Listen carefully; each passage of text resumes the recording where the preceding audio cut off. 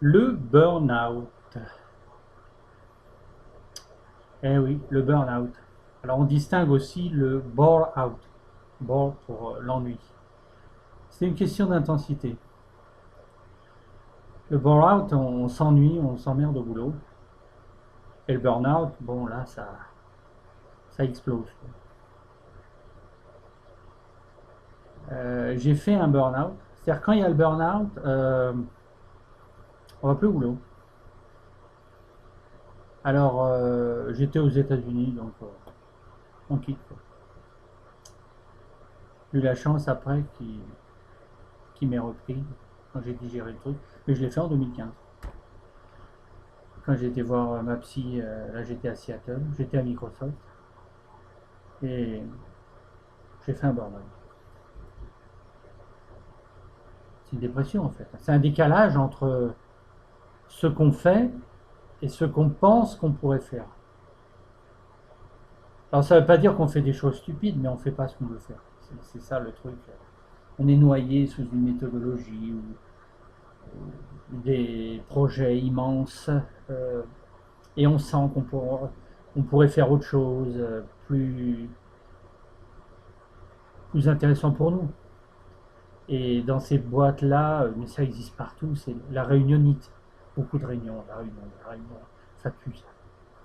Ça c'est des choses qui épuisent, qui sont épuisantes. Et en plus, ce sont des entreprises où il y a beaucoup de surdoués qui s'ignorent. Donc, c'est déjà des entreprises qui sont conscientes qu'il y a des gens qui sont intellectuellement supérieurs. Donc, ils préservent ça. Mais il y a quand même une mécanique, parce qu'il y a des projets, tout ça. Bien sûr, c'est une super boîte, Microsoft.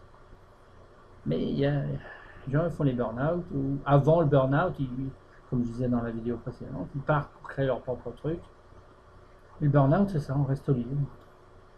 On s'en fout, c'est une dépression. Et, mais il faut voir le côté positif. Le burn-out, ça permet de. Là, il faut vraiment faire quelque chose de très constructif après, pour reprendre pied. Moi, j'ai été voir la psy, on a fait le test, les différents tests. Elle m'a orienté sur des auteurs à lire et c'est reparti. C'était en août 2015, je crois, en octobre, je reprenais le boulot.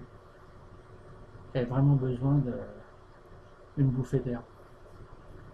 Et après, il y a tout un travail personnel, mais euh, rien que de s'atteler à ce travail de découverte, c'est fascinant. C'est comme si on découvrait des nouveaux territoires. Il n'y a pas de clé, on dit, bon, ben voilà, la clé. Oh, je fais référence de clé des fois, mais c'est ce que je veux dire, c'est des clés pour ouvrir une porte de nouveaux territoires à découvrir. Ça, c'est fascinant. Donc, il faut les découvrir, ces territoires. C'est pas, hop, on va changer, vous allez voir, vous êtes super épanoui après. Non, il y a tout un travail là, personnel à faire. Mais il est très intéressant parce que la matière première, c'est nous. Et on s'aperçoit qu'on est quelqu'un de valeur. Parce que souvent, on a été très dévalorisé par l'environnement, par notre façon de faire qui est toujours décalée, donc discréditée. Tous ces trucs-là qui usent. Euh, Ça, c'est quand on se frotte au monde, mais c'est nécessaire, je pense, frotter au monde. Soit on a la possibilité de s'isoler tout en vivant en société, mais de s'isoler, c'est-à-dire vraiment vivre faire une start-up par exemple. Ça, c'est l'idéal. Start-up avec trois quatre surdoués, ça c'est parfait parce que ça fonctionne pareil. Donc, c'est l'ambiance, j'ai travaillé à Google, c'est l'ambiance qu'il y a là-dedans. Euh, 2 heures, 3 heures de l'après-midi, il y a des endroits pour se détendre de partout. On voit des mecs faire la sieste. Il n'y a pas de. Il y a moins de tension que dans une boîte traditionnelle. Ils mangent à l'heure qu'ils veulent.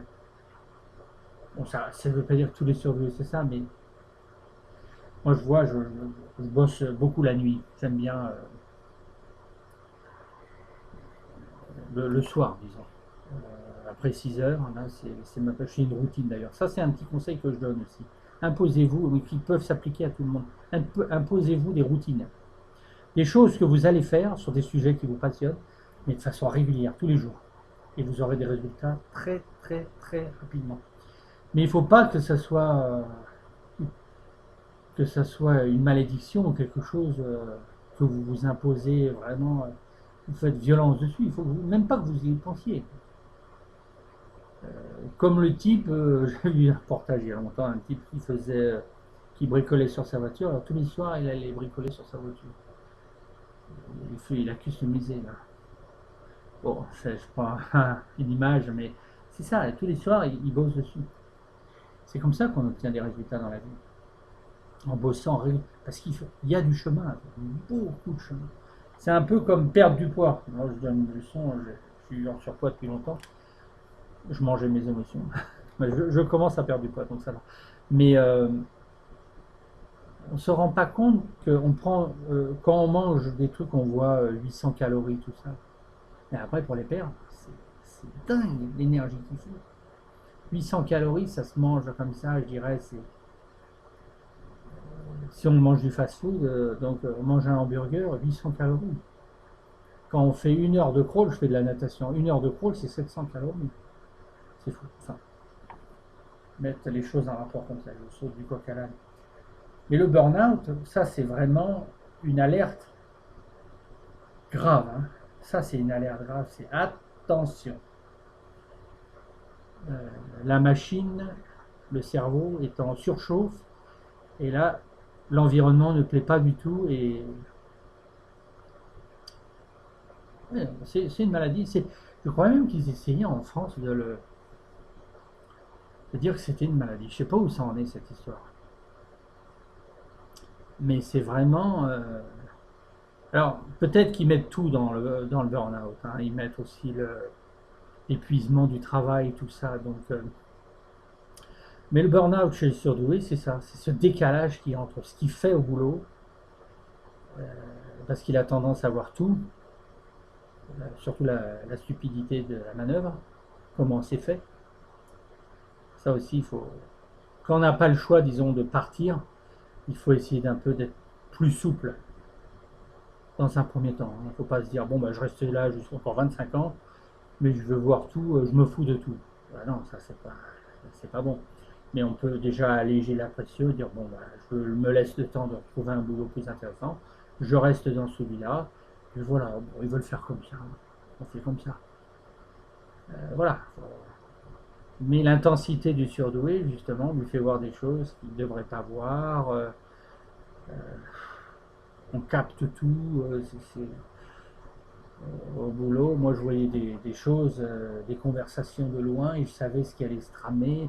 Je les voyais hein, sans les voir. C'est-à-dire, je croise quelqu'un, et après je réalise que cette personne n'est pas de ce département. Ah, mais il est venu parler parce qu'il va y avoir un déménagement. Oui, déménagement. Ah, ils vont encore nous bouger. Ça, c'était à Microsoft. Et après, quand je développais ça, je disais par exemple, ah ben ils vont nous déménager. Alors, je crois que j'ai déménagé 3 fois. Tout le département a déménagé 3 fois parce qu'il y avait des gens qui étaient pas du projet, mais qui étaient payés pour s'occuper de l'organisation, de la gestion de l'espace, la rentabilité de l'espace. Quand on pense à ça, on se dit, oh là là, c'est incroyable. Le cœur du métier, c'est la création de logiciels et tout.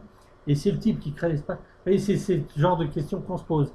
Et quand ça tourne, au lieu de dire, bon, voilà, on déménage, on déménage. On trouvera un autre boulot plus tard. On va chercher un autre boulot. Mais non, moi, c'est les questions que je me posais. Quand je pense que c'est des gestionnaires d'espace qui s'occupent du cœur du métier, tout ça. Mais ça, c'est dans toutes les grosses boîtes. Toutes les grosses boîtes. Il y avait un autre problème aussi que j'ai retrouvé dans beaucoup de boîtes. Des grosses boîtes. C'était les procédures de sécurité. Alors qu'on était dans des bouclages, le produit allait être, le logiciel allait être mis sur le marché, on avait beaucoup de pression pour finaliser la qualité du produit. Hop, il fallait changer des mots de passe par exemple. Changez vite les mots de passe avant la fin de la journée. Faites ceci, remettez à jour ceci vite, rapidement. Attends, bonhomme, on a un truc. ce soir, on envoie le produit fini à tel département et tout ça. C'est ce qu'on se disait dans la tête, mais ce qu'on se disait entre nous. C'est ça, ça s'applique à tous les métiers. C'est fou de, de voir des trucs comme ça au lieu qui amènent à un moment donné un burn-out. Moi, c'est ce qui m'a toujours rendu fou, ça, c'est quand on perd, alors là c'est un autre aspect, de voir la big picture, l'ensemble. Par exemple, là, le cœur du métier, c'est de créer des logiciels. Donc on devrait être les top guns. Non, celui qui passe en priorité, c'est celui qui gère les bureaux. Donc un administratif. C'est fou ça. Et combien de boulot en parlant avec des amis, c'est fou ça. Je le vois dans des hôtels aussi, c'est pareil. C'est des gens qui ne s'occupent pas du cœur. Alors, je prends l'exemple des hôtels, mais les hôtels sont plus rationnels. Une très grande rationalité dans la gestion des hôtels. Parce que c'est très concret, c'est tout de suite, ils accueillent des clients tout de suite. Mais il y a quand même des fois des invraisemblances. Bon, je ne vais pas m'étendre là-dessus, comme je vis dans une ville où il y a beaucoup d'hôtels, il y a beaucoup de tourisme. Mais les hôtels ont une gestion très concrète parce que s'ils n'ont pas de chambre pour le client qui est là, juste là, ben, leur mission est ratée. Tandis que dans les administrations, bon, le passeport, il n'est pas prêt aujourd'hui, il sera prêt dans une semaine. Oui, là, bon, je vais me faire lyncher par les fonctionnaires, mais il faut en être conscient. Alors, le burn-out, au passage, dans l'administration, est différent de. Ça, c'est un aparté qui est peut-être pas lié à la douance, mais le burn-out, il y en a plus dans les administrations. Pourquoi? Parce qu'il y a moins d'objectifs, en fait. Quand vous êtes dans une entreprise de vente de voitures, il y a moins de harcèlement, trucs comme ça, parce que quand on est un bon vendeur, on est un bon vendeur. Alors, il peut y avoir des burn-out, tandis que dans les administrations, il y a plus de harcèlement parce que ça se joue sur des rapports de force, qui va avoir le poste, pas sur le travail lui-même. Le travail lui-même, il est fait là, aujourd'hui, demain, comme c'est des grandes. Je ne critique pas les fonctionnaires, j'aurais voulu l'être d'ailleurs, parce que j'aurais bien voulu travailler aux archives de France, par exemple, dans des trucs comme ça, dans les grands trucs du tourisme, dans les trucs des forêts, dans la recherche, je voulais faire l'école des chartes. Il y a beaucoup de choses qui m'auraient intéressé dans les administrations. Mais souvent, c'est souvent des grandes pieuvres, et donc les gens, que le boulot soit fait, pas fait, ils voient des gens qui font rien, donc ils sont obligés de faire le travail. Ça amène des burn-out. Et d'ailleurs, j'avais lu quelqu'un qui parlait dans les surdoués dans l'administration. Il disait que souvent, ils étaient pas dans la position de titulaire, mais dans la position de contractuel. Contractuel gagne plus, mais ils n'ont pas la sécurité de l'emploi. Ou alors, ils étaient au niveau les plus bas. Ah oui, ils ont une vision d'ensemble des choses. On ne peut pas changer une machine qui, par définition, est un golem, c'est-à-dire une sorte de Frankenstein, qui se nourrit de subventions, de surpopulation, c'est un monstre qui se nourrit et qui écrase tout. Donc c'est pas les fonctionnaires qui sont en cause, c'est la machine qui pénalise tout le monde et les gens qui y travaillent surtout. Oui, j'ai sauvé mon image vis-à-vis des fonctionnaires. C'est souvent ils sont victimes de la machine et on le voit dans l'éducation nationale, notamment les gestions tellement c'est énorme qu'ils n'arrivent plus à gérer. Voilà, donc le burn-out, avec sa petite nuance, le bore-out, qui est l'ennui. Et pour moi, je ne suis pas dans des définitions académiques, le bore-out, c'est avant le burn-out. Peut-être que je me trompe, mais on s'ennuie, on s'emmerde profondément, et après il y a le burn-out. On crache.